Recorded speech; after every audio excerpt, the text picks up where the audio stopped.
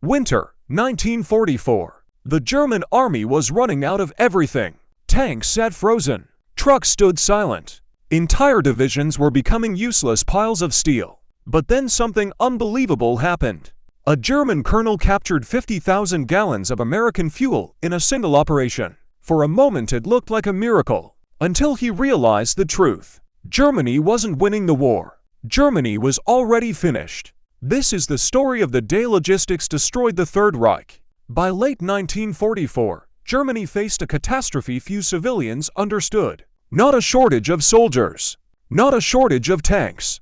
A shortage of fuel. The Allied bombing campaign had destroyed most synthetic oil plants. Romanian oil fields were gone. Supply trains were constantly bombed. Fuel convoys rarely reached the front. German tank crews began training without driving. Some panzer divisions had fewer than 30% of required fuel. A modern army without fuel is not an army. It is a museum. Hitler knew the truth. Germany could not win a long war anymore. So he planned one last gamble. The Battle of the Bulge. A surprise winter offensive through the Ardennes forest. The goal was insane. Break through Allied lines. Capture Antwerp.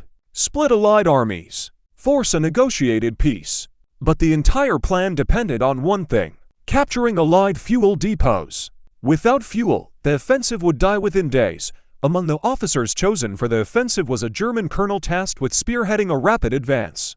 His orders were simple: move fast. Break through. Capture fuel. Everything depended on speed. German tanks had just enough fuel to reach American supply areas. After that, they would rely entirely on captured fuel. This was not strategy. This was desperation. The offensive began on December 16, 1944. Snow fell heavily. Fog covered the skies. Perfect weather for the Germans. American air power, their greatest advantage, was grounded. German units smashed through thin Allied lines. American soldiers were shocked, confused, retreating. Then the colonel's unit reached its objective: an American fuel depot.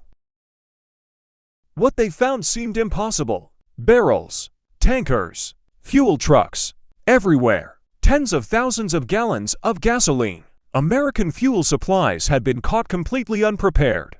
The Germans counted the total: 50,000 gallons of fuel. Enough to keep the advance alive. Enough to keep the war going. For a brief moment, the colonel believed the offensive could succeed. But as the celebration faded, reality set in.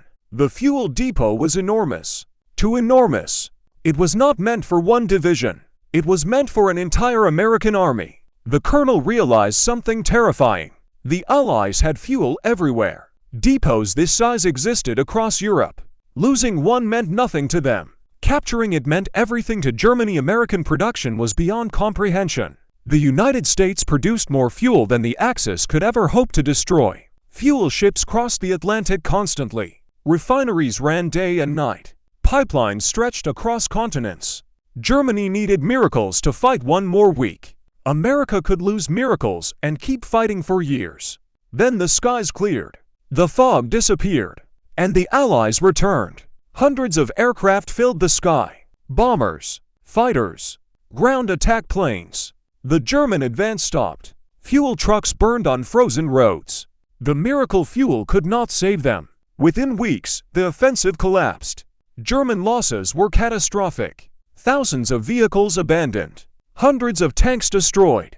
Most were not destroyed by enemy fire. They were abandoned without fuel. That captured fuel depot had revealed the truth. Germany was not losing because of bravery, not because of tactics. Germany was losing because of logistics. The war had become a contest of industry. And in that contest, the outcome was already decided. The colonel had captured 50,000 gallons of fuel, and in that moment he understood the war was lost.